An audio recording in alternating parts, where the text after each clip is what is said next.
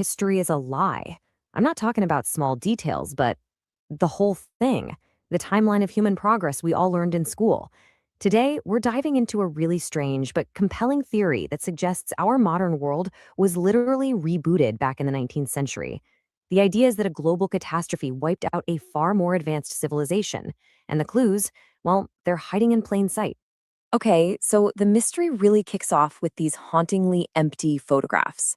You see these magnificent, fully built cities like Paris and St. Petersburg in the 1800s, but they're completely deserted. Now, the standard explanation is always, oh, it was long camera exposure times. But that doesn't really hold up, does it? It doesn't explain the total absence of life. Where are the carts that would have been parked for hours? The horses tied to posts? The street vendors who stay in one spot all day? The silence in these pictures is just absolute. All right, so if the empty cities are unsettling, this next clue is just downright bizarre. At the very same time these grand cities were supposedly vacant, this strange new attraction started popping up at world's fairs and carnivals. Premature babies in glass incubators. Yeah, you heard that right. For a small fee, you could go and gawk at these tiny, tiny infants literally right next to the Ferris wheel. It feels so deeply wrong to us today, and the theory asks a very simple question. What was really going on here? And see, according to this theory, these aren't just a couple of isolated oddities. The empty cities and the incubator babies, they're just the first breadcrumbs in a much, much larger mystery, one that really challenges the version of history we've all been taught. Look, the official story we all know is that the 19th century was this incredible era of progress. The Industrial Revolution, amazing innovations.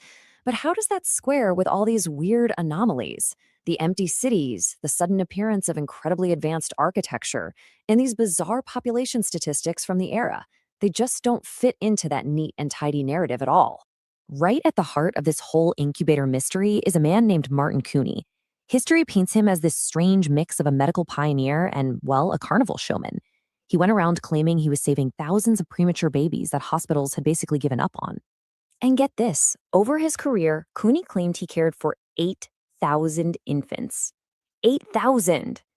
But this just brings up a huge question. Where did they all come from? How could one single carnival operator find so many premature babies whose parents would actually agree to have them displayed as a public spectacle? I mean, the sheer numbers just seem statistically impossible. And this is where it gets even stranger. This leads us directly to the next major piece of the puzzle.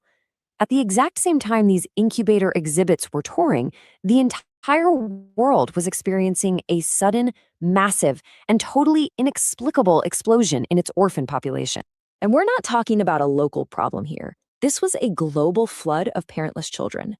From Moscow all the way to New York, these massive orphanages, some of them housing tens of thousands of kids, just appeared, seemingly out of nowhere, to manage what they were calling a global orphanhood. The scale of this operation was just immense.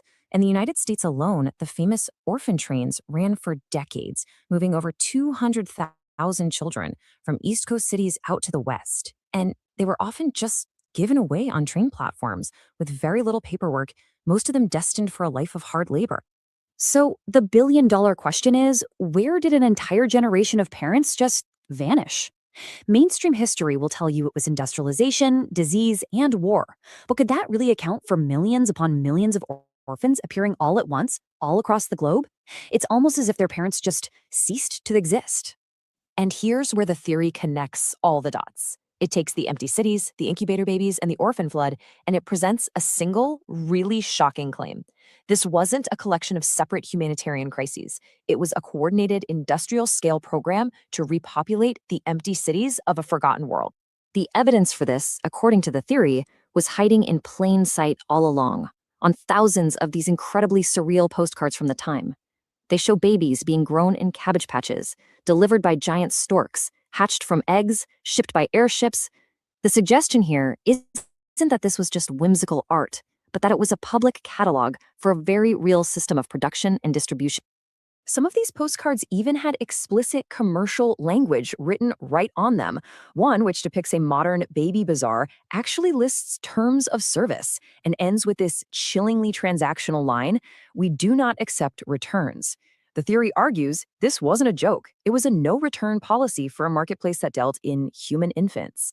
So when you put it all together, you get this picture of a complete three-step repopulation assembly line. The incubators, those were the factories for cultivation. The postcards, that was the marketing catalog. And the orphan trains and ships, that was the global distribution network, delivering the brand new population to their destinations. But you have to ask, why?